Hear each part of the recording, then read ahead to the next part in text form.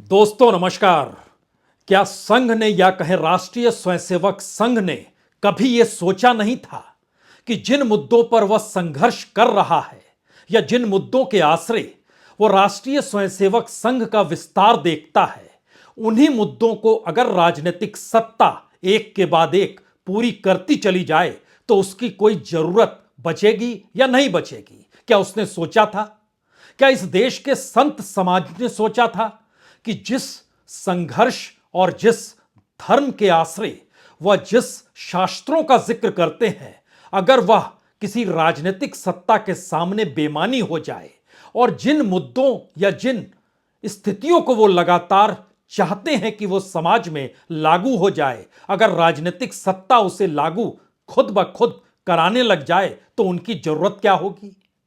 क्या शंकराचार्यों ने कभी यह सोचा था जिस धर्मशास्त्र को पढ़कर वह जिस हिंदू धर्म की व्याख्या करते हैं या हिंदू धर्म की व्याख्या जिन शास्त्रों में दर्ज है, अगर उससे हटकर राजनीतिक सत्ता एक के बाद एक उन्हीं बातों को अपने हिसाब से परिभाषित करते हुए लागू करती चली जाए तो फिर आने वाले वक्त में उनकी भी जरूरत क्या है? कहीं यह सवाल खड़ा तो नहीं होगा? बहुत सारे सवाल हैं इस दौर में, खास तौर से तब जब इस देश की राजनीतिक सत्ता की अगुवाई कर रहे देश के प्रधानमंत्री नरेंद्र मोदी की तस्वीरें भगवान श्री राम से बड़ी सड़कों पर नजर आने लगती है, पोस्टरों पर वो चस्पा हो जाती है और सवाल यह उठता है कि राजनीतिक सत्ता की ताकत क्या इस देश में धर्म सत्ता के साथ अपनी ताकत को दुगना और चौगुना कर चुकी है? और यह सवाल फिर बड़ा हो जाता है कि जिस धर्म के आश्रय या जिस हिंदुत्व के आश्रय या इस देश के भीतर में लोगों को अपने अनुकूल बनाने की सोच के साथ जो भी सामाजिक सांस्कृतिक संगठन काम कर रहे थे, अब उनकी जरूरत क्या होगी अगर भगवान श्री राम से बड़ी तस्वीर इस देश की सड़कों पर नजर आने लगे देश के प्रधानमंत्री की और उनके साथ छोटी तस्वीर भगवान श्री राम की नजर आए? यह सवाल किसी को बेचैन कर सकता है, लेकिन यहां पर तीन सबसे बड़े सवाल आज खड़े हो चले हैं। पहला सवाल तो यह है, क्या इस देश के भीतर में राजनीतिक सत्ता की ताकत ने, चाहे संसद हो, चाहे सुप्रीम कोर्ट हो, चाहे मीडिया ही क्यों ना हो, इन सभी की भूमिका में सवाल उनसे कोई नहीं करेगा ऐसी परिस्थिति लाकर खड़ी कर दी है? दूसरा बड़ा सवाल है, जिस हिंदुत्व या जिस सामाजिक सांस्कृतिक मुद्दों के आश्रय जो संगठन खास तौर से आरएसएस काम कर रहा था, अब आने वाले वक्त में उसकी पहल क्या होगी? क्या वो इस दिशा में अब कभी आगे बढ़ेगा या नहीं बढ़ेगा? और तीसरी परिस्थिति है कि बकायदा राजनीतिक शुद्धिकरण के नाम पर कोई प्रचारक अगर संघ से निकलकर बीजेपी में जाता है और बीजेपी बहुमत के साथ सत्ता में आती है और एक के बाद एक कानूनी तौर पर और प्रशासनिक तौर पर इस देश के भीतर में उन मुद्दों को लागू कराते चली जाती है जहां पर एक बड़ा तबका तो दूर संत समाज और शंकराचार्य की भी अगर उस पर सहमति नहीं बन पा रही है तो भी वो लागू हो रहा है, तब फिर क्या होगा? और शायद यही वो सवाल है जो मौजूदा वक्त में सबसे बड़ा है कि आने वाले वक्त में इसका खामियाजा बीजेपी को भुगतना पड़ेगा, संघ को भुगतना पड़ेगा, या इस देश के भीतर में राजनीतिक ट्रांसफॉर्मेशन बहुत तेजी से हो चला है जिसके सामने विपक्ष भी टिक नहीं पा रहा है, उसे भी समझ नहीं आ रहा है कि आखिर इस राजनीति की काट क्या है जो धर्म के आश्रय अपने आप को समाज के भीतर नहीं बल्कि धर्म की सत्ता के सामने खुद को बड़ा करके दिखाने की स्थिति में खड़ी हो चली है। पहले हमें लगता है कुछ तस्वीरों को देखिए, इन तस्वीरों से आप समझ पाएंगे यह सवाल क्यों निकला है और क्यों बड़ा होते चला जा रहा है। जब भगवान श्री राम के साथ प्रधानमंत्री मोदी कहीं ज्यादा अपने बड़े औरे के साथ और ताकत के साथ नजर आने लगे, तब क्या होगा?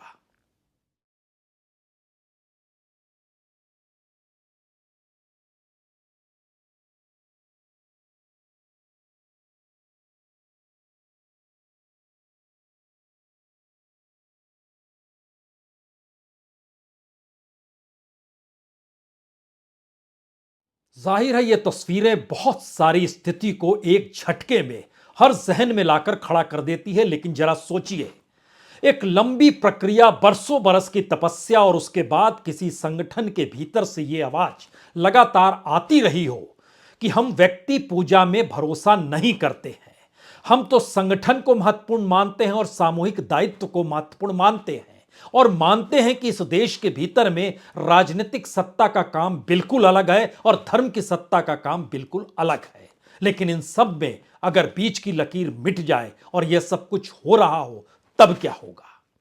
यह सवाल इसलिए जरूरी है क्योंकि प्रधानमंत्री खुद संघ से निकले हैं, खुद वो प्रचारक के तौर पर रहे और 1980 यानी 80 के दशक में वह बीजेपी में शामिल हुए। हालांकि प्रचारक के तौर पर देश में प्रधानमंत्री के तौर पर अटल बिहारी वाजपेयी को भी इससे पहले देखा गया, लेकिन संघ के सामने तब कोई चुनौती नहीं थी, तब कोई मुश्किल भी नहीं थी। और यह चुनौती और मुश्किल तो दोहरी है क्योंकि जिन मुद्दों पर संघर्ष कर रहे थे वो मुद्दे लागू हो रहे हैं। 2019 से पहले यानी 2018 में दिल्ली में ही जब सरसंघ चालक मोहन भागवत सितंबर के महीने में 3 दिनों तक संघ क्या है यह बताने की कोशिश इस देश के पत्रकार बुद्धिजीवियों से खुले तौर पर करते हैं, उस वक्त जिन सवालों को वो खड़ा करते हैं उसके बाद के सवाल तो धारा 370 और अयोध्या में राम मंदिर के साथ पटरी पर आ जाते हैं। तो क्या उस दौर में उठाए गए सवाल आज की जरूरत नहीं है? हमें लगता है आज दस्तावेजों के आसरे लेकिन बहुत चीजों को सामने रखने की जरूरत है, क्योंकि शंकराचार्य हों, संत समाज हो या हिंदुत्व को लेकर लगातार नारे लगाता हुआ आरएसएस ही क्यों ना हो, इस पूरी लंबी प्रक्रिया के भीतर क्या मौजूदा वक्त में सभी के सामने संकट खड़ा कर दिया और आने वाले वक्त में यह मुश्किल हालात खुलकर उभरेंगे? एक किताब है गुरु गोलवलकर जी की, बंच ऑफ थॉट, यह इसका पूरा हिंदी अनुवाद है। इस किताब के भीतर उन्होंने जिन बातों को रखा उसमें यह तो रखा ही है कि व्यक्ति पूजा की स्थिति में कभी संघ नहीं है, लेकिन सवाल है संघ क्या है। इसमें सवाल और जवाब वो खुद देते हैं जब उनसे पूछा जाता है कि बिना राज सत्ता के आप अपनी नीतियों व कार्यक्रमों के कार्यान्वयन की आशा कैसे करते हैं। गुरु गोलवलकर जवाब देते हैं इसका कि राष्ट्रीय उप कार्यक्रमों के कार्यान्वयन के 2 मार्ग होते हैं, एक राजसत्ता द्वारा, दूसरा जनमानस के दृष्टिकोण में परिवर्तन द्वारा। हमने दूसरा मार्ग अपनाया, यानी जनमानस के दृष्टिकोण में हम परिवर्तन लाएंगे।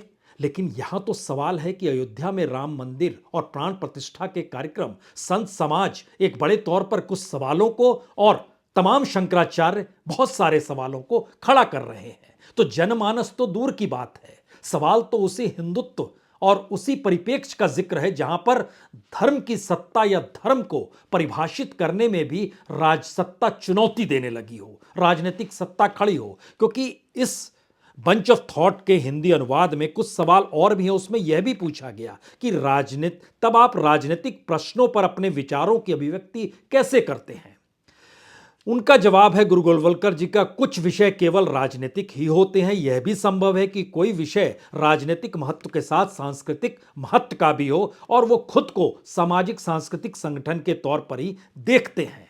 तो सवाल होता है कि हमारा राष्ट्र तो सेकुलर है, अतः सरकार को आशंका हो सकती है कि संघ रूपी हिंदू सांस्कृतिक संगठन धर्मनिरपेक्षता को समूल नष्ट कर सकता है। अब आप सोचिए, यह सवाल हो रहा है इस किताब के भीतर तब जब नेहरू काल खत्म, इंदिरा गांधी का काल शुरू है, कांग्रेस सत्ता के पराकाष्ठा पे है और सेकुलरिज्म और हिंदुत्व को लेकर अभी भी सवाल उठते हैं। लेकिन जवाब क्या है? जवाब देते हैं कि प्रश्न परिकल्पना पर आधारित है। कौन कहता है कि पंथ निरपेक्ष राज्य में सांस्कृतिक गतिविधियां निषिद्ध होती हैं? हिंदू समाज की विभिन्न जातियां व वर्गों में अपने समान सांस्कृतिक आधार पर एकता स्थापित करने का संघ कार्य पूर्ण वैधानिक है। और यह लंबी चर्चा चलती है, लेकिन बड़ा महत्वपूर्ण है संघ के आचरण को लेकर। उसी दौर में सवाल यह भी होता है, हिटलर ने भी तो आपकी तरह युवकों को एकत्रित कर उनसे अनुशासन व एकता का भाव भरना प्रारंभ किया था, परंतु बाद में उसने सभी राजनीतिक दलों का दमन कर दिया। उसके नाजी संगठन व आपके संघ में क्या अंतर है? इस सवाल का जवाब कहते हैं कि हिटलर की गतिविधियां राजनीति पर केंद्रित थी।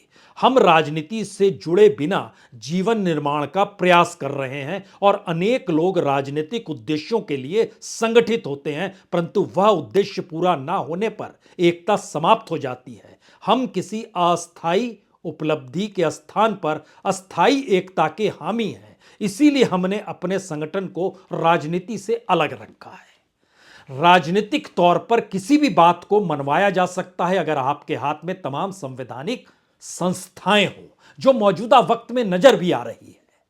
लेकिन संघ अगर सोचता है कि लोगों का मत अगर साथ ना जुड़े तो फिर वह अस्थायी है, तो क्या मौजूदा वक्त की स्थिति में, इस दौर में राजनीतिक सत्ता या कहें मोदी सत्ता जिस दिशा में बढ़ चली है, उसमें क्या सब कुछ अस्थायी है? क्योंकि विरोध, वह भी राम मंदिर को लेकर और राम मंदिर में प्राण प्रतिष्ठा की तारीख को लेकर और उसके पूरे के पूरे प्रतीकों को लेकर जो सवाल शंकराचार्य उठा रहे हैं और संत समाज के भीतर सवाल हैं, वो तो बहुत साफ बताते हैं कि समाज तो दूर, समुदाय तो दूर, इस देश के भीतर सवाल तो बकायदा मौजूदा वक्त में राजनीतिक सत्ता के धर्म में हस्तक्षेप को लेकर है। तब आप क्या करेंगे और कैसे करेंगे? और शायद यही वजह है कि संघ के भीतर एक बेचैनी है। इस बेचैनी को भी अगर आप समझें तो जैसे आरएसएस से जुड़े इंद्रेश कुमार अब वो कहने की स्थिति में आ गए हैं कि देखिए, विरोध वह भी आस्था के खिलाफ नहीं होना चाहिए और शंकराचार्यों को भी ये बात समझनी होगी। और अब देखिए, वो हमारे साथ हैं। इन सब बातों को कहने की परिस्थिति में क्या आने वाले वक्त में संघ की जरूरत है ही नहीं? या राजनीतिक सत्ता या मोदी सत्ता को यह महसूस होगा कि अब संघ सिर्फ एक राजनीतिक कार्यकर्ता भर है और इसी दिशा में वो काम करे, इससे हटकर वो सोचे भी नहीं? किसी मुद्दे को खड़ा करना चाहता है तो हमें बता दे, हम उसे लागू करा देंगे। क्या वाकई ऐसी स्थिति है? हमें लगता है इंद्रेश जी को पहले सुनिए आप। मेरा ये कहना है कि विरोध की राजनीति करना ये उचित नहीं है और समर्थन की राजनीति नहीं है। समर्थन आस्था से है, विरोध से राजनीति है। इसलिए मैं आज यहाँ आप सबके द्वारा ये सबको कहूँगा कि वह विरोध की राजनीति करके अपनी भक्ति का प्रदर्शन न करें, बल्कि वह सबका सम्मान करते हुए अपनी भक्ति का प्रदर्शन करेंगे, भक्ति को अपनाएंगे तो ज़्यादा अच्छा होगा। मैंने तो पूज्य शंकराचार्य जी से भी निवेदन किया कि आपका जो भी मार्गदर्शन है वह तीर्थ न्यास को मिले, और शुरू में किन्हीं कारणों से उनके स्वर आए विरोध के, परंतु आज उन सबका आशीर्वाद पहले था, है और सदा रहेगा, ऐसा बहुत साफ दिखाई देता है। अब इंद्रेश जी कह तो रहे हैं, लेकिन एक सवाल इस दौर में गायब है। कौन करेगा राजनीतिक सत्ता से सवाल? शंकराचार्यों ने किया, वो खारिज हो गए। कुछ संतों ने अपनी बात कहने की कोशिश की, वो मायने नहीं रखते हैं। सवाल सिर्फ यह नहीं कि भगवा जिसने पहन रखा है या भगवा के आश्रय कोई हिंदुत्व को परिभाषित करने निकल जाए और इस दौर में भगवा और राजनीति का मेल बहुत शानदार लगने लगे, तो फिर यह सवाल है कि एक लंबी प्रक्रिया के साथ इस देश के भीतर में संत समाज की जरूरत वाकई क्या है और आने वाले वक्त में शंकराचार्य कौन होगा और शंकराचार्यों के जरिए उठते सवाल क्या कोई मायने नहीं रखेंगे, क्योंकि देश राजनीति में समा चुका है? इन सवालों को तो दरअसल जिन्हें उठाना था वह भी सत्ता के अगर अनुकूल हो गए तो आप क्या करेंगे? हम यहां पर जिक्र मीडिया का कर रहे हैं क्योंकि संसद और सुप्रीम कोर्ट की परिस्थिति इस देश ने देख ली है। सार्वजनिक तौर पर मीडिया सरकार से सवाल करती है क्योंकि वह तमाम परिस्थितियों से जुड़ती है। वो संघ के बीच भी जाती है, स्वयंसेवकों के साथ भी खड़ी होती है, शंकराचार्यों से भी बातचीत करती है, राजनीतिक सत्ता को भी देखती है। और जब राजनीतिक सत्ता बकायदा प्रधानमंत्री कार्यालय में प्रधान सचिव के तौर पर काम करने वाले नृपेंद्र मिश्रा से कहती है कि जाइए, अब आप अयोध्या में राम मंदिर निर्माण में लग जाइए क्योंकि चुनाव करीब आ रहे हैं और हमें 22 तारीख तय की है कि उस दौर में मंदिर का कम से कम प्राण प्रतिष्ठा उसी दिन होगी, तो वो लग जाते हैं। तो सबसे बड़े संत कौन हुए? ट्रस्ट के कर्ता धर्ता चंपत राय या नृपेंद्र मिश्रा जो प्रधानमंत्री के कार्यालय थे, पुराने बड़े नौकरशाह थे? यही सबसे बड़े संत हो गए। लेकिन यह सवाल करेगा कौन? वो मीडिया जो खुद को अब राममय बताने के लिए और सत्ता के अनुकूल होने के लिए बेचैन है। और यह अयोध्या नगरी के भीतर खुले तौर पर नजर आ रहा है, टेलीविजन स्क्रीन पर रेंगते दृश्यों से भी समझा जा सकता है। उनकी भी एक छोटी सी झांकी देख लीजिए।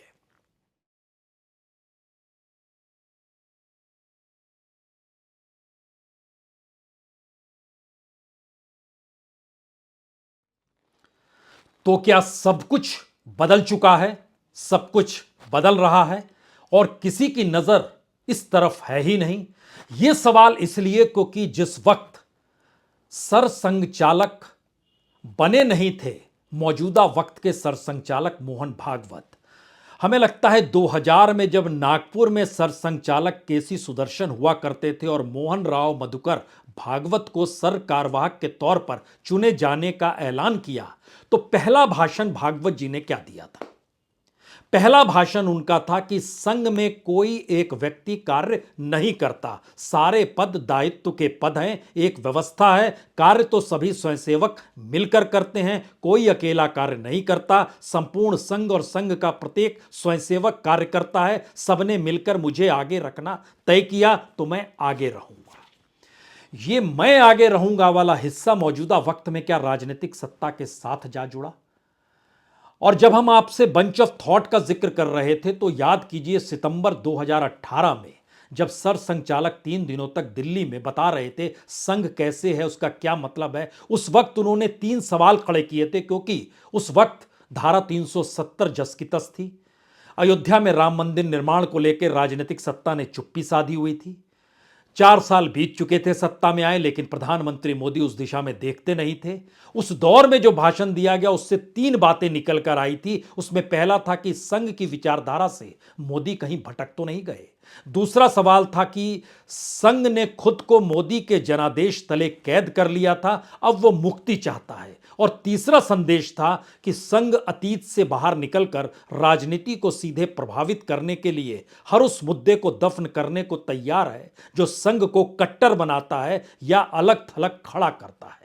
यानी उस पूरी प्रक्रिया के भीतर ध्यान दीजिए तो संघ के भीतर बड़ा बदलाव हो रहा था। स्वदेशी को लेकर बदलाव तो स्वदेशी जागरण मंच के नेता बदल गए, किसानों के लेकर सवाल और बदलाव तो फिर किसान संघ के नेता बदल गए, मजदूरों को लेकर बदलाव तो फिर भारतीय मजदूर संघ के नेता बदल गए, विश्व हिंदू परिषद के नेता बदल गए। कोई सवाल राजनीतिक सत्ता से नहीं करे। यह एक नई परिस्थिति थी और एक नया ट्रांसफॉर्मेशन था। लेकिन 19 के बाद धारा 370 भी गई और तमाम परिस्थिति में बिल्कुल नई स्थिति आकर खड़ी हो गई। और यहीं पर जब बंच ऑफ थॉट का जिक्र उस सितंबर 2018 की मीटिंग में हुआ तो सरसंघचालक कहते हैं कि रही बात बंच ऑफ थॉट्स की, तो जो बातें बोली जाती थी वह परिस्थिति विशेष, प्रसंग विशेष के संदर्भ में बोली जाती है, वह शाश्वत नहीं रहती है।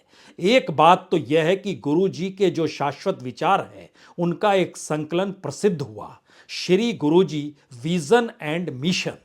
उसमें तात्कालिक संदर्भों से आने वाली सारी बातें हटाकर हमने जो सदा काल के लिए उपयुक्त विचार है वो रखे हैं। उसको आप पढ़िए, उसमें आपको ऐसी बातें नहीं मिलेगी। यानी एक झटके में जो बंच ऑफ थॉट की किताब है और उसमें लिखे हुए जो शब्द हैं ये बेमानी हो गए। और इसका जिक्र किया गया बाकायदा उस दौर में जो सितंबर में सरसंघचालक ने कहा। और यही परिस्थिति अगर सरसंघचालक या आरएसएस बदल रही थी तो यह परिस्थिति उनसे निकले हुए प्रचारक के तौर पर क्यों नजर नहीं आएगी? तो क्या यह माना जाए कि एक राजनीतिक ट्रांसफॉर्मेशन में अब विपक्ष के सामने भी एक चुनौती है कि वह किस नजरिए से मौजूदा राजनीतिक सत्ता को देखे, क्योंकि वह मान रहा है कि दरअसल असल में तो आरएसएस है और हिंदुत्व को लेकर सवाल के भीतर में असल में तो इस देश के शंकराचार्य हैं और इस समाज, संत समाज जो सोचता है वो महत्वपूर्ण है। लेकिन सारी चीजें अगर गायब हो रही हैं तो क्या राजनीतिक सत्ता की ताकत इतनी बड़ी हो चली है? हमें लगता है यहां यह भी समझना होगा कि जिस कट्टरता का जिक्र करने से संघ बचता रहा, और यह आज से नहीं, हिंदू महासभा के साथ समानांतर चलते हुए भी, या कहें सावरकर के साथ चलते हुए भी, सावरकर बड़े कट्टर तौर पर चीजों को रखते थे, हिंदुत्व को लेकर भी रखते थे। और उन्होंने किताब लिखी थी ये हिंदुत्व की। इसमें जिक्र था कि हिंदुत्व का रास्ता कैसे होगा, किस रूप में होगा, किस तरीके से चलना। और उनकी जो ओजपूर्ण भाषण होते थे सावरकर के, उसका लाभ संघ उठाता था और अक्सर जहां वो भाषण देने जाते थे वहां भीड़ लग जाती थी और उनके भाषण खत्म होने के बाद संघ वहां पहुंच जाता था और हिंदूवादी बातें तो कहता था, लेकिन उस भीड़ और उस मंच का लाभ संघ मिलता था और उनका प्रचार प्रसार धीरे धीरे वैसे चलता चला गया। लेकिन वैचारिक तौर पर मौजूदा वक्त में वही सावरकरवाद कहीं हावी तो नहीं हो गया? सावरकर हिंदुत्व को लेकर 2-3 बातें जो उन्होंने सार्वजनिक तौर पर कही उसमें बहुत साफ था कि राजनीति का हिंदूकरण और हिंदू का सैनिकीकरण तथा धर्मांतरण यानी राष्ट्रांतर, यह दो उद्घोष देश और समाज के हित में कैसे होंगे, इसको लेकर पूरी व्याख्या की गई। और इसी आसरे एक सवाल संघ के भीतर भी लगातार रेंगता रहा कि वह जिन मुद्दों को उठाता है उन मुद्दों को अगर राजनीतिक सत्ता लागू कराने लगे और जनता के भीतर कुछ सवाल बचे रह जाएं, तब वो क्या करेगा।